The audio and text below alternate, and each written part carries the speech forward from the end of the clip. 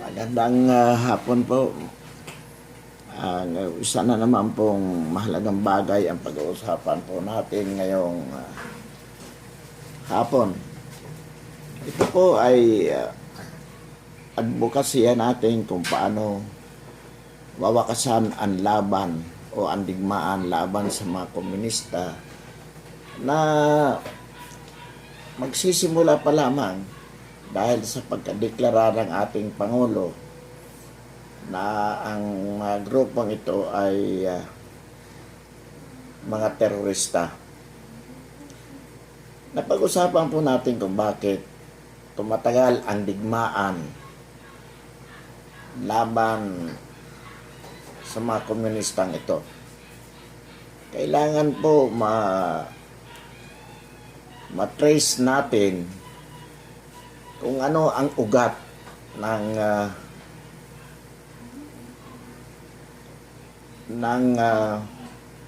paglaban ng mga grupong ito laban sa gobyerno. Sapagkat kung hindi po natin masusolusyonan ang dahilan kung bakit may mga kapatid tayo na namumundo, yan ay paulit-ulit na mangyayari. So habang itong kasalukuyang kalaban ng gobyerno ay nais nating wakasan, kailangan din po masolusyonan natin ang mga dahilan kung bakit minsan sila ay namundo.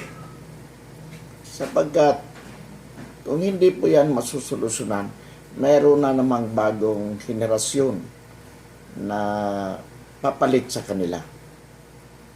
Samantala po kung ang pinag-ugatan nito ay ating mabibigyan ng solusyon, pagkatapos ng problemang ito, kung saan itong ating mga kapatid na kasalukuyang nasa bundok nakikipaglaban ay sumuko o maubos na yan, so wala nang susunod sa kanila.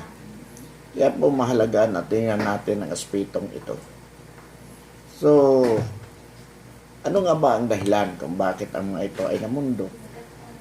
Una po dyan, sabi nga natin, ang mga social at political issues na nagsisilbing valid grievances. Una po dyan sa aspetong edukasyon, halimbawa, maraming nais mag-aral pero walang kakayahan. So, very appealing sa bahagi ng mga estudyante na gawin itong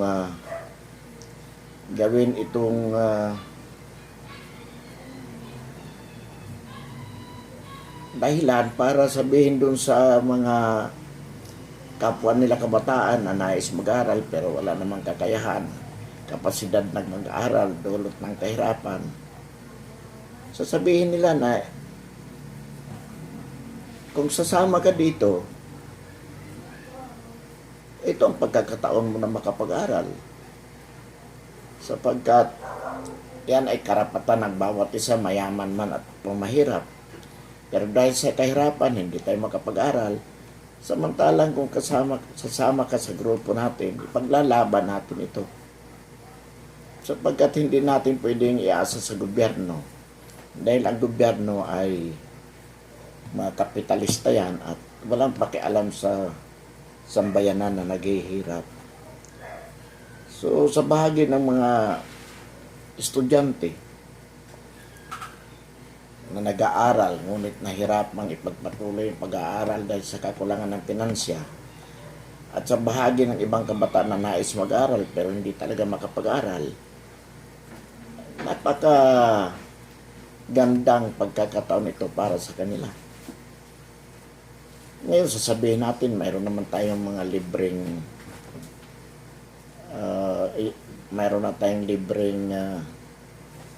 pag-aaral, walang bayad, lalo na sa state universities and colleges. Pero napakalimitado po. Una, kapag hindi ka nakapasa sa entrance, sa anumang dahilan, hindi ka na rin makakapasok kahit libre. Pangalawa, kahit na libre sa matrikula, marami pa rin namang gastusin na hindi matustusan ng kanilang mga magulang. So, bagamat mayroon tayong free free tuition fees, lalo na sa mga state universities and colleges, hindi pa rin po yan ay nagiging sapat para tuluyan na masabi natin na wala nang valid grievance ang ating mga kabataan ukol dito. Sa aspeto po ng pangkalusugan, marami pong tao gusto magpagamot pero hindi makapagpagamot dahil napakasubra po ang napakamahal ng medical services. Bukod pa sa mga napakamahal din ng gamot. Alam po ninyo, sindikato na rin po ito kung tutusin. Una, sasabihin natin mayroon tayong PhilHealth. Meron po tayong discounted, lalo na sa mga senior citizens. Pero hindi rin po napapakinabangan. Bakit? Sapagkat ang ang professional fees ng mga doctors, unregulated. Kung magkano ang kanilang sisingilin, hindi po pwede silang pagbawalan. So anong mangyayari? Baliwala yung discount na 20% sa bahagi ng mga senior citizens. Ang PhilHealth, bukod sa maliit na ang budget para sa sa isang may sakit,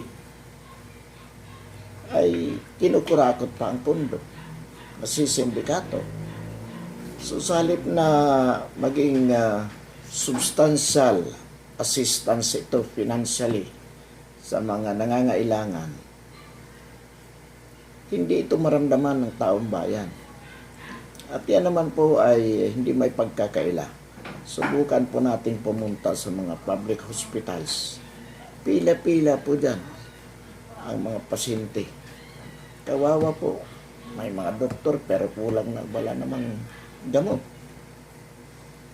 So ito po kailangan i-address ng ating pamahalaan. Naintindihan po natin kulang ang budget. Kulang ang budget para sa edukasyon, kulang ang budget para sa pangkalusugan. Pero ito ay katotohanan na hindi dapat balubalain.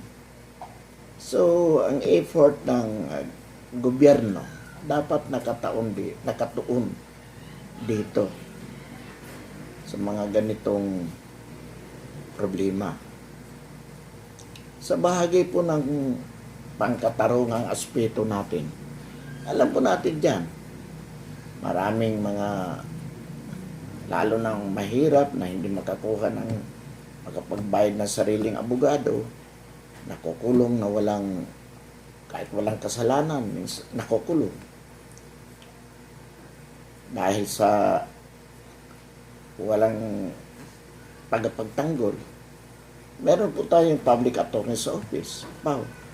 Pero sa dami po ng kasong hinahawakan yan, hindi na rin napapag-aralan ng gusto ang kaso.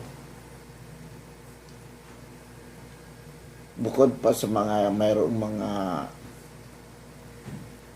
mga tagapagpatupad ng batas na totoo din naman ng mga kurat kung saan ginagawang hanapbuhay ang panghuhuli,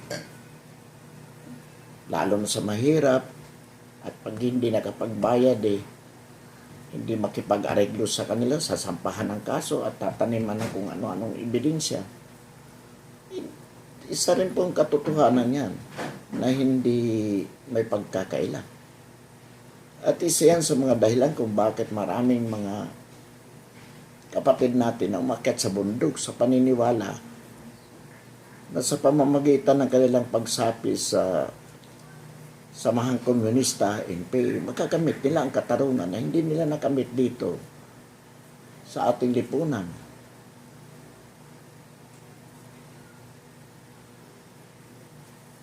sa aspetong hanap buhay. Gusto mong magtrabaho, wala ka namang ma-applyan. So magugutom ka. Gusto mong magnegosyo, hindi pwede dahil wala kang puhunan. So ito po ay ang mga valid issues na kailangan nating harapin, tugunan. Alam po natin hindi ito ganito kadali. At alam po natin na to address these problems is a process. There are a lot of factors to be considered. Pero ang mahalaga po, if the government is really sincere ending this war against the communist insurgency, we have to address squarely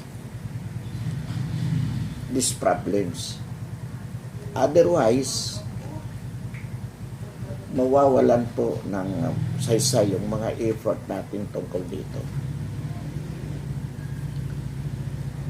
So, atin pong ipinanawagan sa ating ahensya. Alam po natin kung magiging sincero ang mga nasa ahensyang ito, unti-unti po nating matutugunan lahat ng problemang ito. Sapagkat bagamat aminin natin na kulang ang budget, pero mayroon pong budget na hindi lang tama ang paggasta dahil nakukurako. Kaya sa halip na unti-unti nating matugunan ang mga problemang kaakibat nito, ay hindi po nangyayari. But this time we hope. Kaya po natin sinasabi ito to raise awareness. And again, yung sambayanan po rito ay makialam in terms of being vigilant against these agencies concerned. Nang sa ganon yung mga taong nakatalaga dyan ay magkaroon ng sense of responsibilities, naggampanan to their maximum effort yung kanilang tungkulin at gamitin sa tama ang anumang budget na nakalaan para dyan. At sasamantalahin na rin po natin sa ating mga kapatid sa nanliligaw ng landas na wala naman pong mangyayari sa ipinaglalaban ninyo. Wala pong mangyayari. Katunayan, halos 70 years na kayo dyan na nakikipaglaban. Pero, wala kayo nakikitang liwanag o katiyakan na kayo ay magtatagumpay. On the contrary, ang buhay nyo ay nalalagay nyo lamang sa panganib all the time. Lalo na ngayon na kayo ay dineklara ng pamahalaan na isang terorista, mga terorista. Ang mga terorista po, all the time, criminals yan. Kaya nga, pwede kayong hulihin ng walang warrant of arrest. Because all the time, you are deemed committing a crime. Kinokonsidera po na sa lahat ng panahon na nandiyan kayo ay mga kriminal at kayo ay gumagawa ng krimen. Kaya kahit anong oras, pwede kayong hulihin kahit walang warrant. At ang masama po dyan, dahil kayo ay kilala naman na armado, kapag nakita kayo ng mga sundalo o pulis,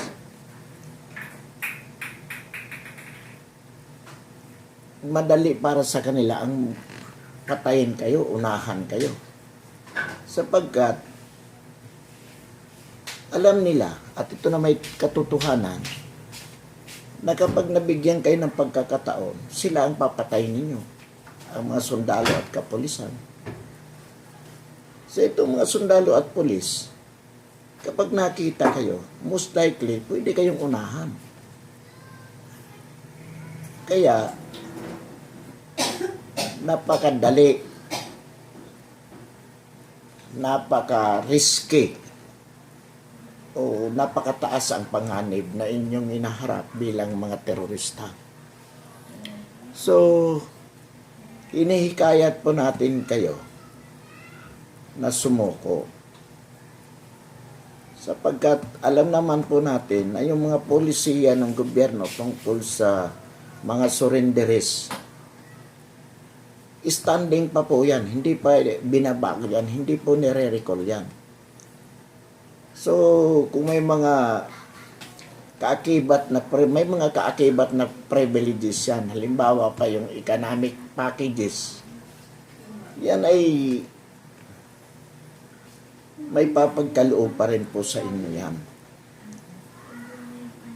Sa kabila ng katotohanan na kayo ay diniklara na bilang mga terorista, still the door is open for you to surrender and you will be accommodated.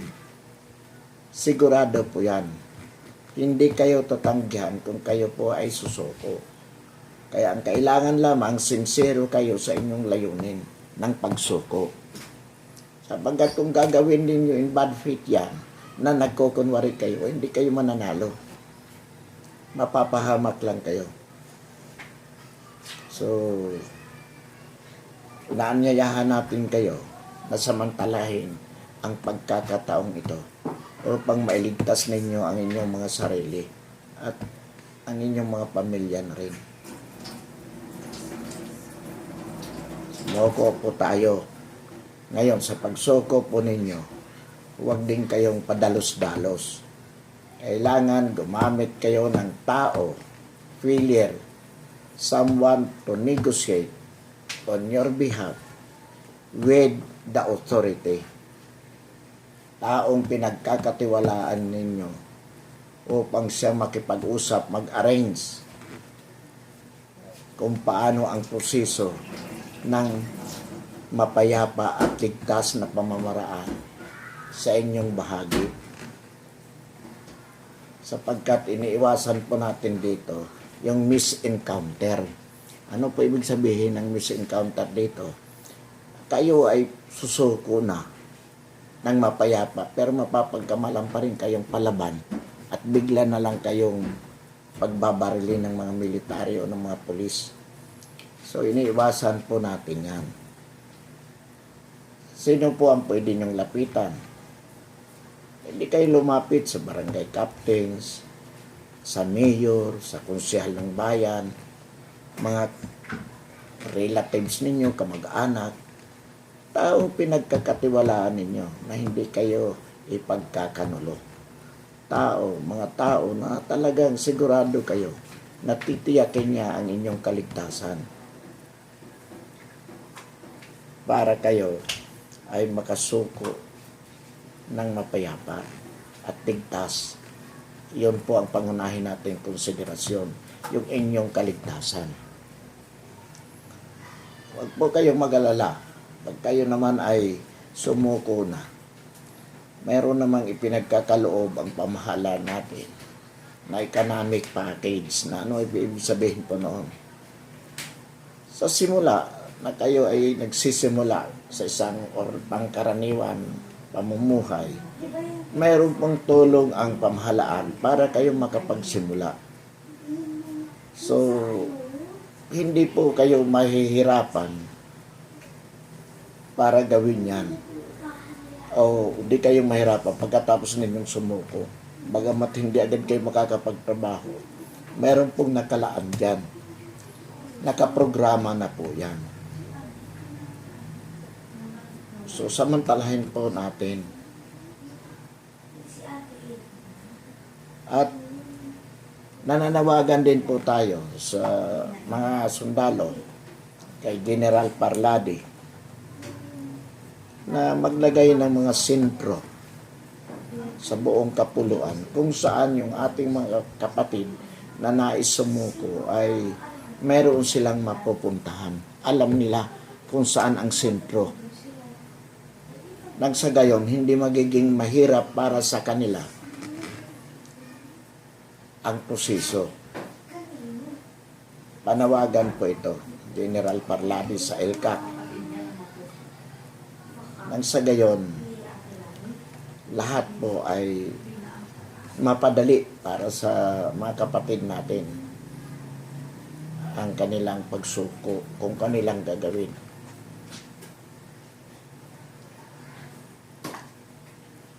Sa COMELEC po, sa Commission on Election, nananawagan po tayo na i-disband itong mga party list na ito, yung Makabayan Black.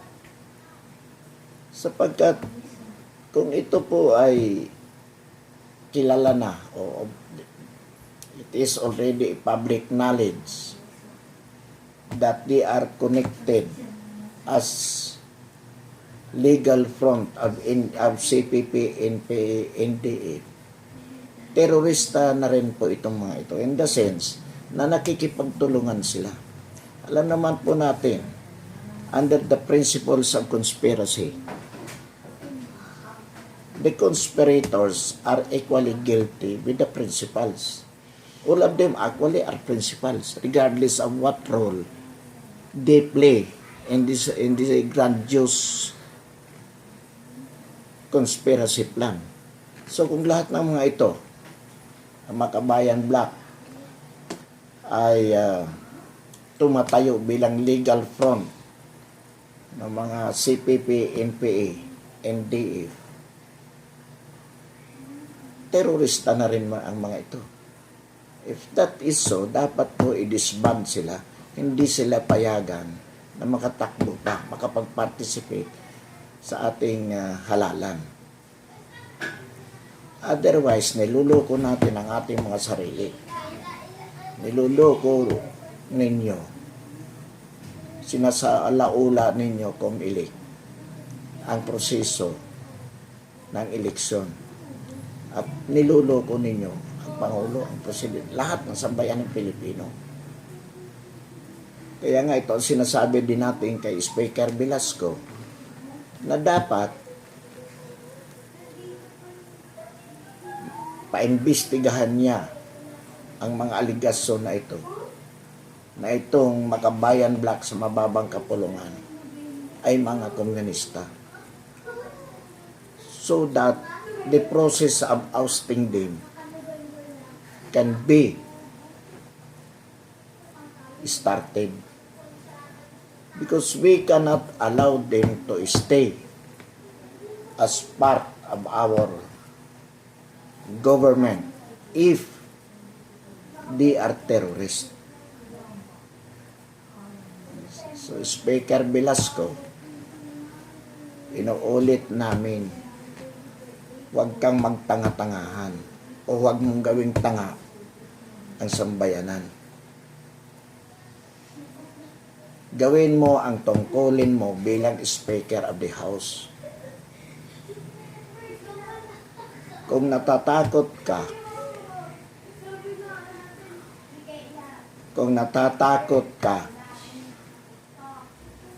ay mag-resign ka dyan. Sapagkat habang nagpapatay malisya ka, dalawa lang yan. You are with them or you are afraid of them.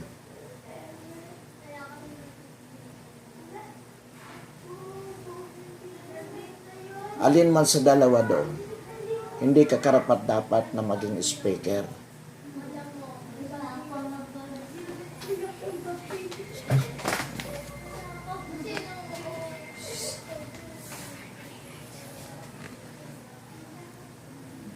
Kaya po, nananawagan tayo.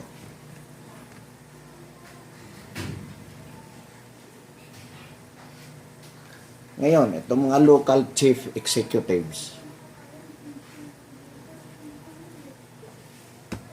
si Isko Moreno ng Maynila, si John B. Cremolya ng Cavite.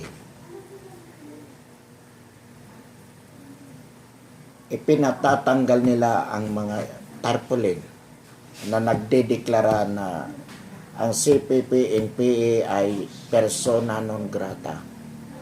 Alin lang, dalawa lang po ang dahilan yan. Maybe, protector din sila in some other way, or takot sila sa mga teroristang CPP, NPA at NDF. Alin man sa dalawa na nabanggit na dahilan, hindi po sila karapat-dapat na maging chief executive ng kanilang syudad o lalawigan. Bakit? Sapagkat ang ibig sabihin po niyan, there is tolerance on their part for this terrorist to move in when they're within their areas of jurisdictions.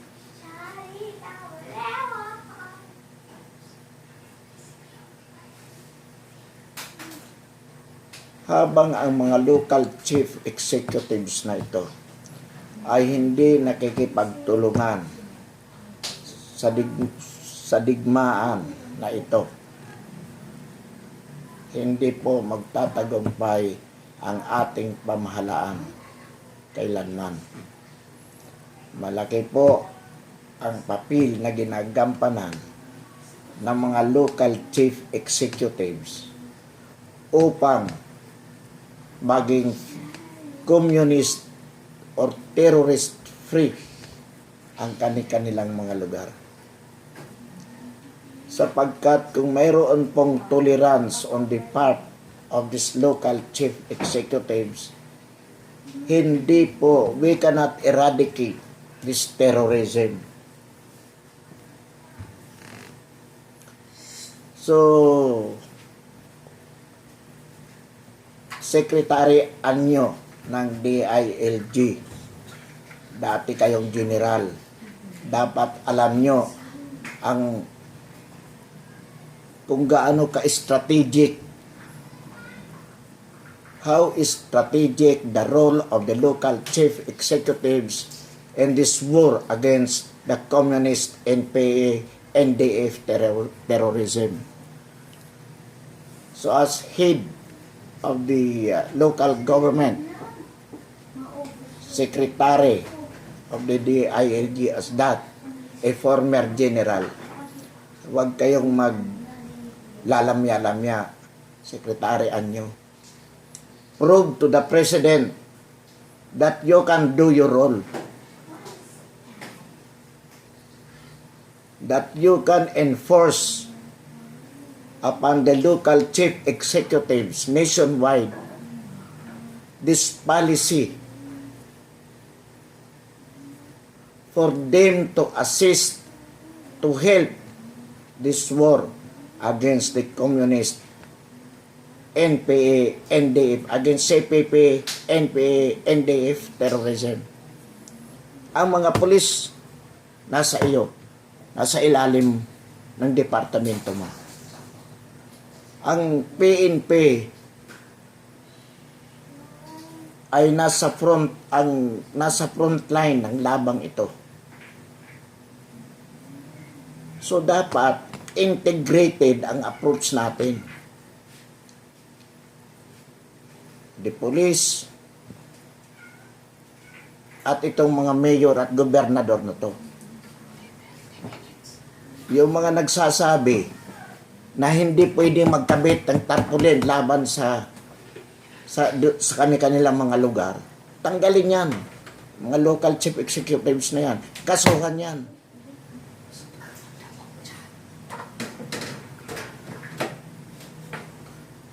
Dapat i-require natin gobernador, mayor, mga barangay captain na maglagay ng tarpaulin all over their areas of jurisdiction na nakalagay doon hindi lamang na persona non grata ito mga CPP, NPA, NDF members. They are terrorists ready for capture, ready to be killed if necessary.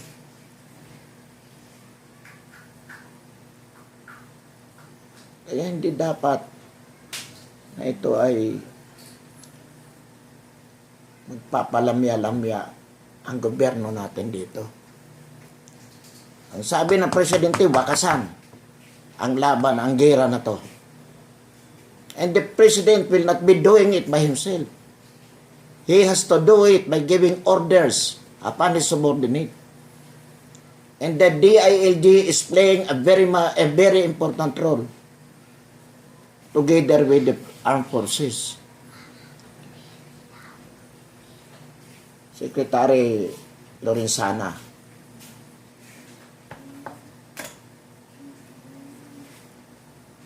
kaya po, dito natin makikita kung gaano ka-determinado at gaano ka-epektibo at gaano, how qualified si Secretary Anyo. Again, Chid, Popoy de Vera, yung recruitment sa mga universidad ng mga estudyante. Ayon kay Ka Eric, sa loob lamang ng 3 taon nakapag-recruit sila ng 8,000 estudyante sa mga universidad. Bakit? Kasi hinahayaan ng mga university at college officials yung recruitment na yan under the guise of academic freedom. CHID and DepEd should not allow it. Dapat yan lahat ng mga university and college officials as well as mga teachers na ginagamit ang kanilang tungkulin para to tolerate or encourage recruitment in their schools. Dapat yan. They should be prosecuted. They should be dismissed from the service and prosecuted accordingly. So, ito po ay panawagan sa lahat. At sa dulo, sa sambayanan pa rin.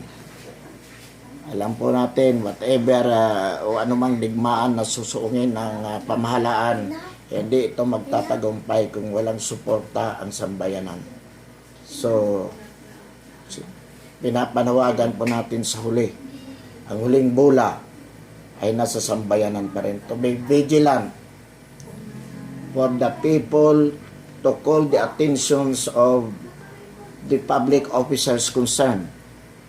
Nagampanan ang kanilang tungkulin towards effective fight against this terrorism. Marami pong salamat.